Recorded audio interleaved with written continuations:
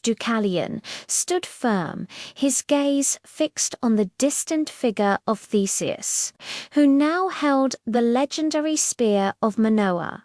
His eyes were unwavering, a mask of cold resolve. But beneath the surface, memories from years ago began to surge, boiling within him like blood. His mind was pulled back to a day of fire and screams.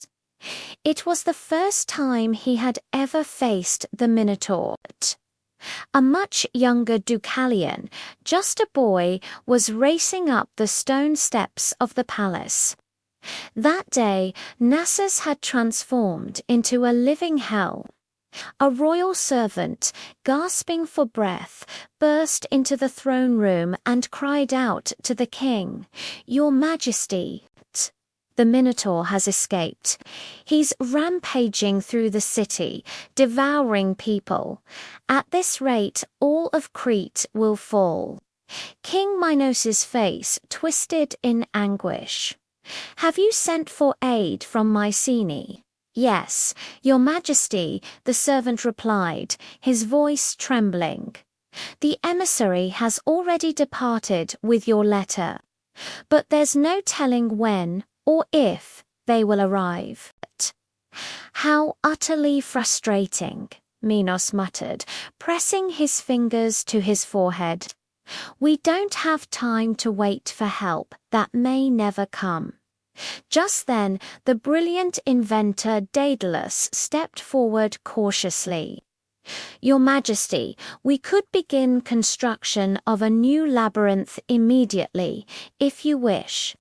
But luring a rabid, bloodthirsty monster into it, that is a near impossible task." "So there's no way?" Minos asked, his head sinking in despair. It was then that little Deucalion, a gleaming spear held tightly in one hand, stepped before the king. His voice was young, but it rang with clarity and courage. "It is not yet time to despair, Your Majesty." The king's eyes widened in surprise. "Deucalion, what are you saying?" "As long as this spear exists," the boy declared, "God's will has not abandoned Crete. I will stop the Minotaur." "Deucalion, that is certain death." The king pleaded. "Wait, the reinforcements from Mycenae will surely arrive soon." By the time they arrive, Deucalion said, his eyes filled with a sad resolve, "all our people will be gone." Before anyone could stop him, he turned and ran from the palace, spear in hand. The streets were a nightmarish landscape of blood and dust. The Minotaur's roars echoed like thunder. The monster had crashed into the central market, tearing people apart with its bare hands. Broken carts and lifeless bodies were piled beneath its hooves. Amidst the chaos and the stampede of fleeing citizens, one small figure stood his ground. It was Deucalion. His eyes held more compassion than fear as he looked upon the beast. "Minotaur," he called out quietly, "perhaps you and I are brothers, sharing the same blood.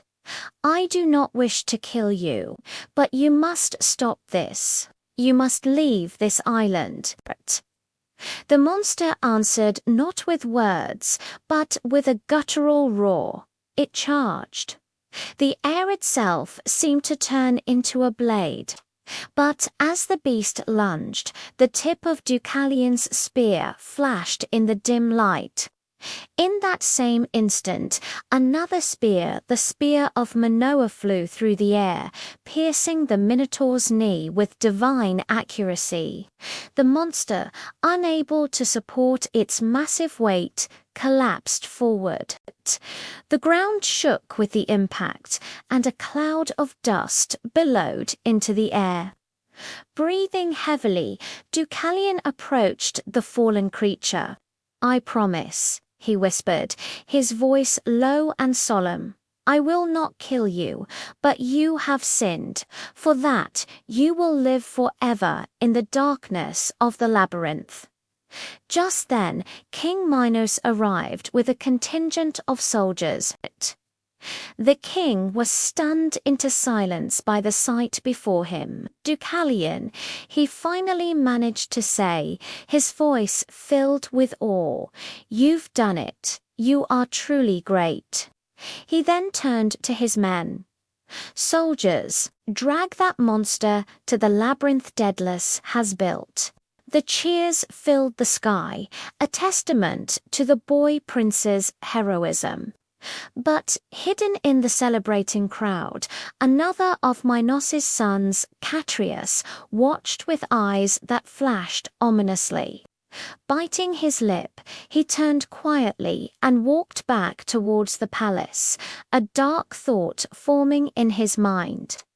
"He's too strong," Catreus murmured to himself, "and because of that, he's too dangerous." The memory faded, and DEUCALION, back in the present, let out a long, heavy breath. The jealous words of his brother Catreus echoed in his mind, as sharp and clear as the day they were spoken. "Theseus has allied himself with Taurus the traitor. He is here to bring our kingdom to ruin." The words were a poison that had taken root in his soul, impossible to ignore. DEUCALION raised the spear of Manoa, its point aimed at the distant figure.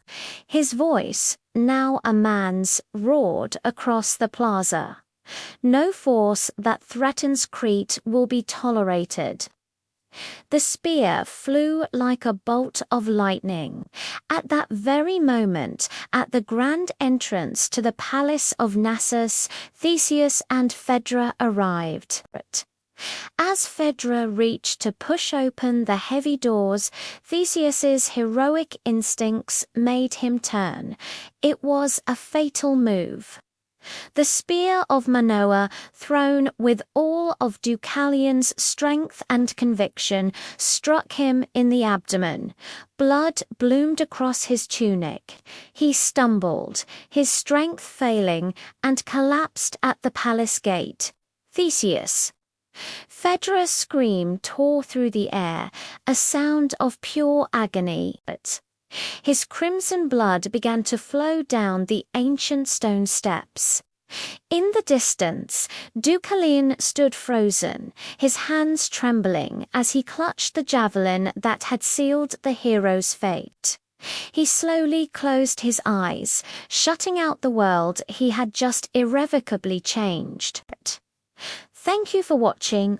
If you enjoyed this tale from Greek mythology, be sure to like, comment, and subscribe for more stories from the ancient world. We'll see you in the next video.